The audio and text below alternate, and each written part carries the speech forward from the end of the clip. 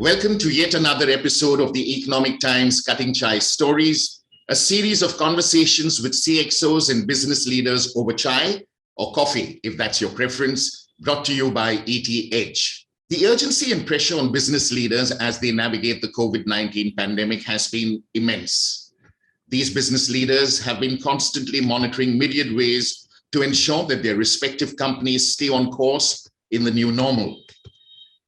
The incredible demands placed on them makes us often wonder how they have time for family, hobbies, or any downtime at a personal level. And let's not forget that they are mere mortals. This initiative by ET Edge is aimed to create a deeper connection with them and to get a sense of what business leaders of several prominent companies do when they are not in business mode. Today, it's my pleasure to host Sathidevi S. Raj, Chief Information Technology Officer at Randstad, India. Sati, welcome to the Economic Times Cutting Chai Stories. Good morning, Ivan, and it's my pleasure being here, to be part of this wonderful session. Thank you. You're most welcome. My pleasure too. You're a leader, and you've been a leader for quite some time now. So my first question to you, Sati, is how do you motivate and inspire your team who work from home? And how do you measure employee productivity in a work from home scenario? Yeah, thanks for this question, Ivan. So as we all know, when we are hit by the pandemic in 2020, so we as an organization realized that engagement with the team plays an important role to motivate and inspire the team who are mentally stressed, right, by being locked at home for a pretty long time, in almost 2 years right now. So we in Randstad started an initiative, Be Kind to Your Body, as the first initiative, which has inspired the entire organization. And then we realized it's just not physical wellness. It is also vital to take care of the mind. And then we introduced to Be Kind to Your Mind. I think these two initiatives predominantly, encourage and the entire organization, for that matter, to stay connected and brought in a sense of belongingness, right? So now you will understand the outcome is very obvious, much higher productivity, right? Wherever they are from. So, but being in technology and being the CIO of this company, I always believe that talking only about the delivery of projects does not help, right?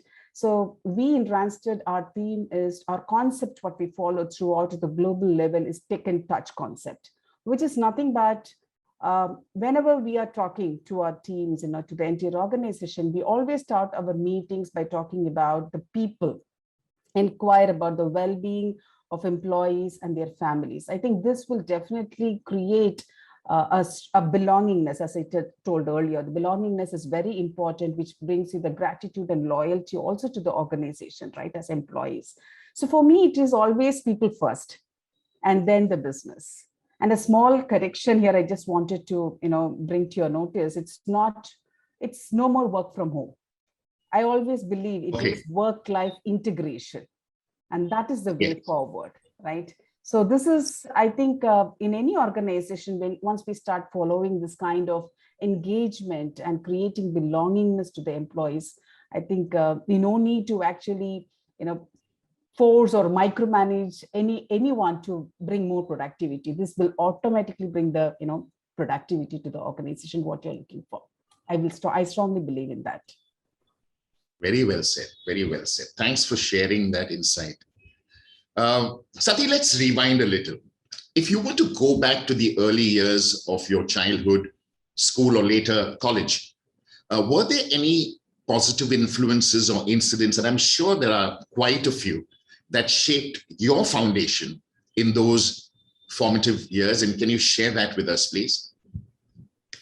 Yeah, so I think it is a long story. I should put it very short here, because right from my, school days in my childhood, academically, I was stood first, and I was part of any competition for that matter. I stand first. In fact, coming from a very, middle class family, so I was put in a A very normal school. It's not like a convent kind of a school, a very normal school. But the opportunity that I got right from my school days in my school, the encouragement, the motivation that I got from my teachers and from my parents actually shaped me up to, where I am today right now. I think that is the only thing. And there are many positive cases, instances I can say that I, being the school people leader, when I was in school, I was actually managed, it was 2,500 students studying in that school. And I was leading the school, as a school Wow. leader. And of course, I was awarded, I was given the, what to say, the best outstanding student of the year, by Lions Club of Madras. I think there are many positive instances as a student. And I would always love to say that my school days were the golden periods. Those were the days where I couldn't forget in my life throughout. And that is actually, my school life has actually brought me the culture of discipline, right? The school taught me the leadership skills probably at that right. I mean, even in the early ages, schools encouraging students to become the leader of the school is something really motivating, and that will actually cultivate that skills also. So many instances, to just give you a short in academically, where I stood really first, and that was amazing and a great experience that I had. I love to share with all of you here. I think those are certain things. Wonderful, wonderful. I think you're a natural born leader, from what I no, it was really, because I was actually brought up like that. Probably I was not yes. a born leader. I don't think anybody can become a born leader. But I was brought up and shaped, to become a quality that they have brought in has actually shaped up me to become a leader today, I think. Sure. So on the topic of leadership, I'm going to ask you a slightly tricky question. What is the one behavior, or it could be many, or trait that you have seen when it comes to leaders that have derailed their careers? What have you seen in your experience thus far? Could you share that with us? And it will be very informative for potential leaders who are going to view this video. Yeah, that's a wonderful question. And it's a great question that every leader, or the aspiring leader should really, take that in their mind, when they are aspiring to become a leader in future. So I strongly believe that one who creates a successor is a true leader. And the primary role of a leader is the one who always opens the door for future. I think this is one of the causes, I should say, where executives derail, right? Some leaders, they need to, they just don't think about bringing successor to the organization. They just, manage the entire organization with the skills they possess, but they don't actually cascade the leadership skills to the team or create the successor in the organization. So leaders need to empower, trust, and build competent leaders who know how to make decisions, take calculated risks, and know how to lead an organization, right? One of the most important mechanisms leaders need to develop is the ability to generate honest feedback from people they trust on their strengths and weaknesses. Then executives need to find ways to continue to grow and develop. So another important skill is a self-awareness, which any aspiring leader should develop in themselves, right? Know yourself, and a continual assessment of business capabilities, business acumen, and emotional intelligence, the skills and plans for continual growth on their personal and professional front is the key to becoming a successful leader. So one who creates a successor is always, I believe, that's the strongest skill and the must a leader should possess in their career throughout to become a successful leader. Wonderful. This takes me back to my working days when I received feedback at an appraisal.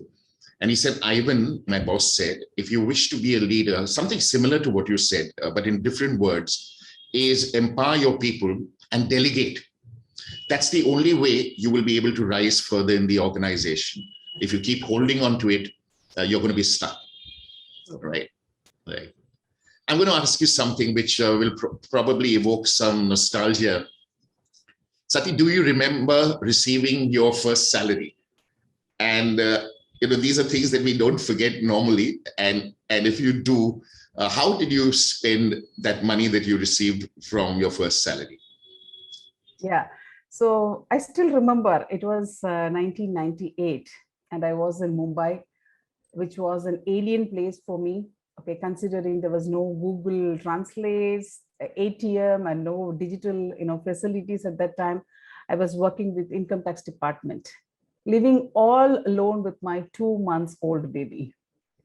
So, back in days, you all know that we received salary in cash, right? The first Yes. thought that popped in my mind was, I have to safely carry the cash home, right? Okay. While traveling in an electric train, which needless to mention in Mumbai, right? It's the most common commute in Mumbai, which Right. everybody do, right? So that was my first thought that came to my mind when I received the cash in my hand.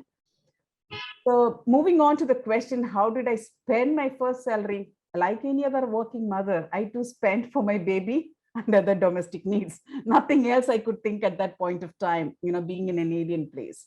So yeah, thanks for Right. bringing that memory right now, Ivan. Thank you. Not at all. Not at all. Thanks so much for sharing that. Uh, Sati, all of us uh, have something called values, uh, principles. You touched upon that in the course of this conversation thus far. And there's something that we call a moral compass, which probably evolves over time. At this stage in your life, what is your moral compass when it comes to the way you lead your life in the professional and personal space? And could you kindly share that with us? Yeah, so my principle is very simple. Yeah, keep personal and professional life separate. It's a very fine line, and we as human often confuse as to where to draw the line, right? So I always believe in these two mixes, it gets toxic. You start hating either of them, or you end up hating both of them, right? When you don't draw a line over there. So for my sanity and my mental well-being, I try my best to keep them separate as best as possible. And I think this is what I preach everyone as well, whoever I interact with. So I never like to mix both professional and personal, but I always like to share certain good things happening. But at the same time, I always draw a thin line between both those two. I think that is something what I carry throughout my profession right from the beginning. That is actually helped me to actually shape myself in my current position also.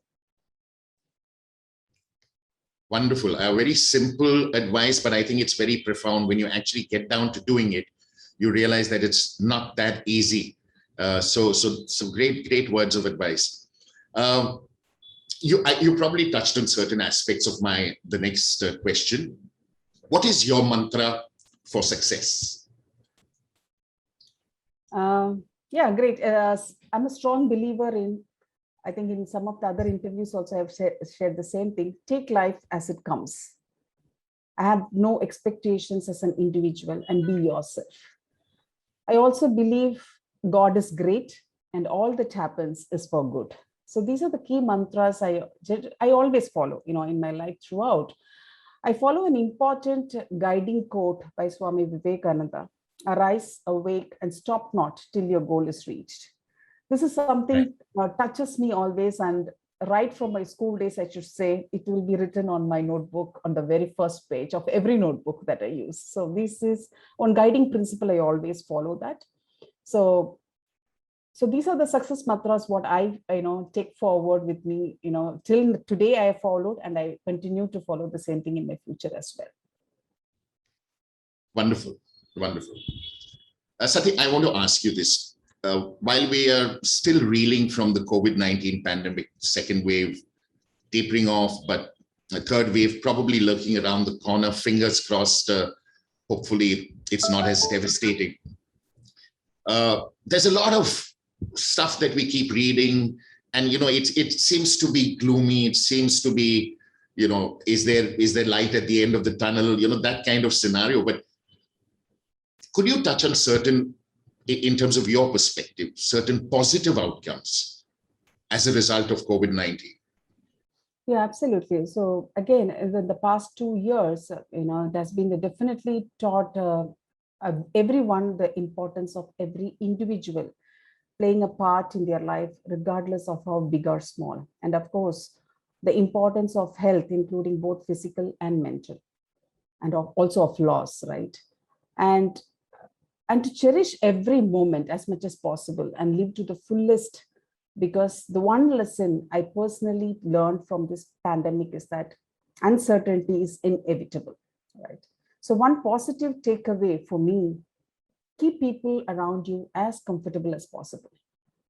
I'm no saint or God to keep everyone happy, because happiness depends with oneself, right? You can be happy or you choose not to be happy. But I always try to keep people around me comfortable, and I always encourage people also to make everyone comfortable, to whoever I interact with also. And if they come up with any problems, it's not kind of a preaching, but still advice, certain things, how, these keeping people around you, feeling positive and making them comfortable, that gives you a lot of cherish, at that point of time, right? So that's something what I always encourage everyone to do that. So in general, problems will be thrown at us throughout, right? But it is about how you come out of it. Stop sweating about pandemic and take life as it comes with the belief this too shall pass. Wonderful, wonderful.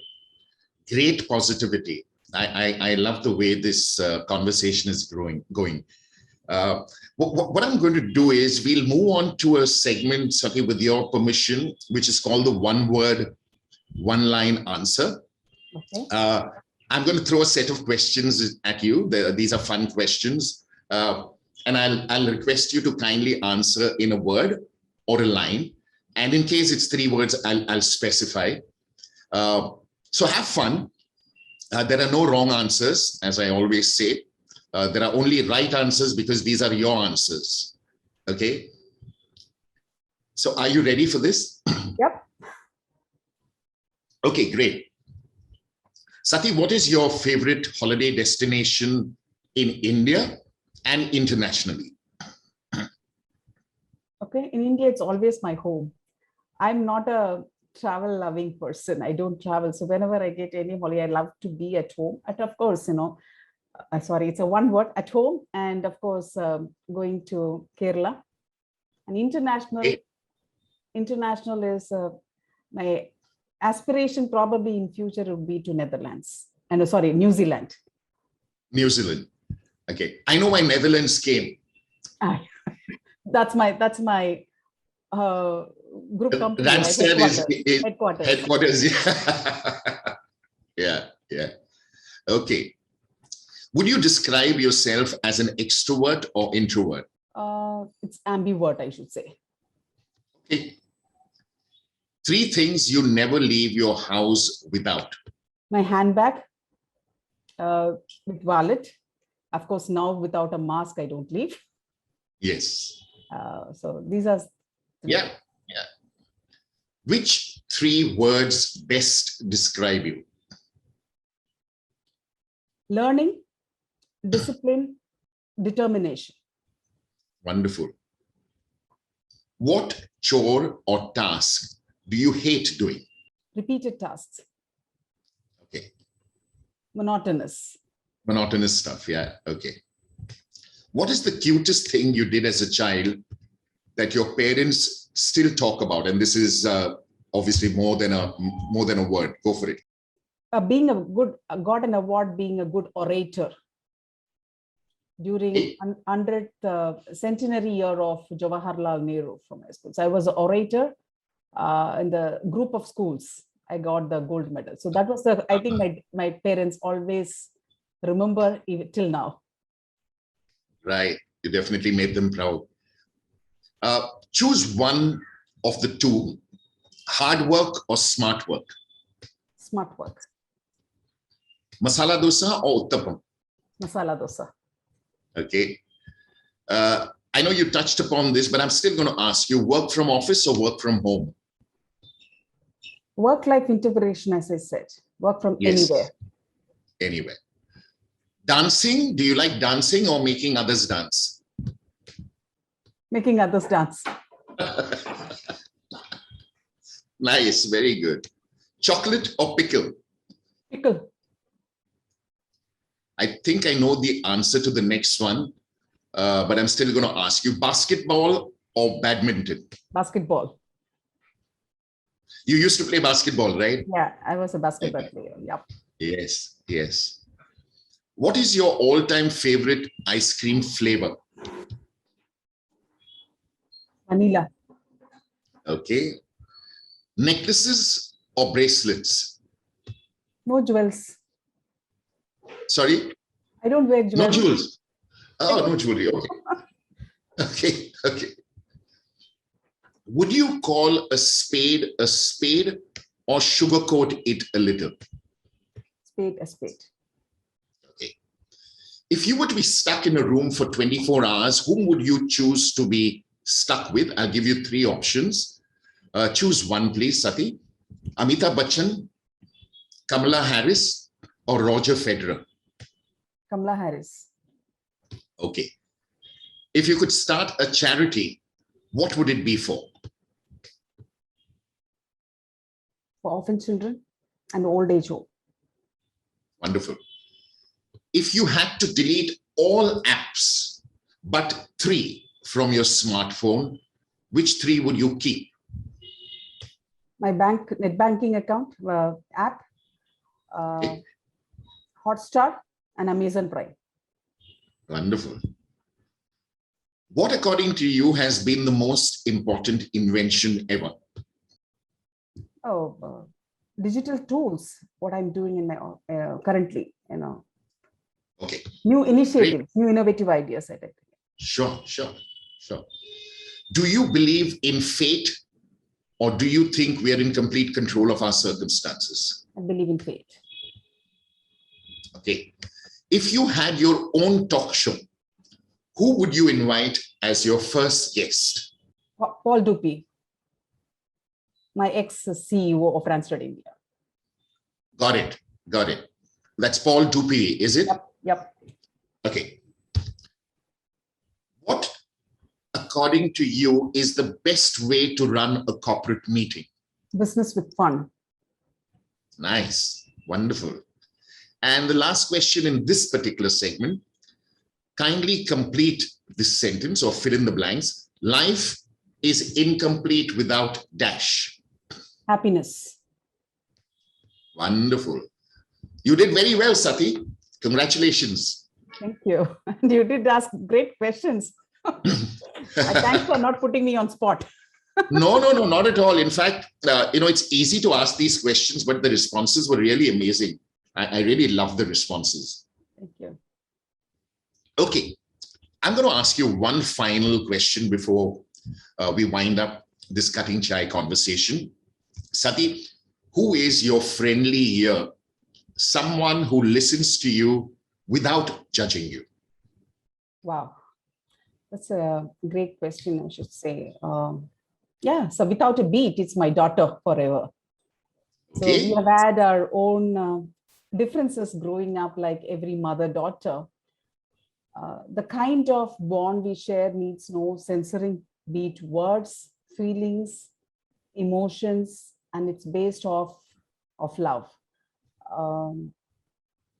Affection and trust and respect. As much as my daughter respects me, I equally respect her and keep her at par. And because of this, she had had a first-hand experience in my thoughts and feelings.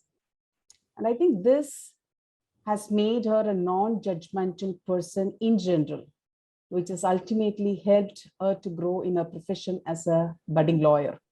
So I always look at my daughter as a friendly ear who always listens to me, without judging me. And she's starting her LLM in criminal justice in London. So wonderful. After listening to you for the last 20 minutes or so, I'm reminded of this quote by John Maxwell, where he says that the pessimist complains about the wind. The optimist expects it to change, but the leader adjusts the sails. Through all your answers, you seem to have that positivity to say, don't get too bogged down. This too shall pass. So I think you constantly, as a leader, are adjusting the sails to ensure that that boat is on its journey and doesn't face any issues at all. I had a wonderful time speaking with you, Sati. Great answers. You have a fantastic heart and soul that came through in all your answers. I wish you, your family, and Randstad India the very best going forward. Thank you very much, Evan. It's my pleasure being here and having a great conversation with you. Thank you very much for the wonderful questions you threw at me. My pleasure entirely. Thank you so much.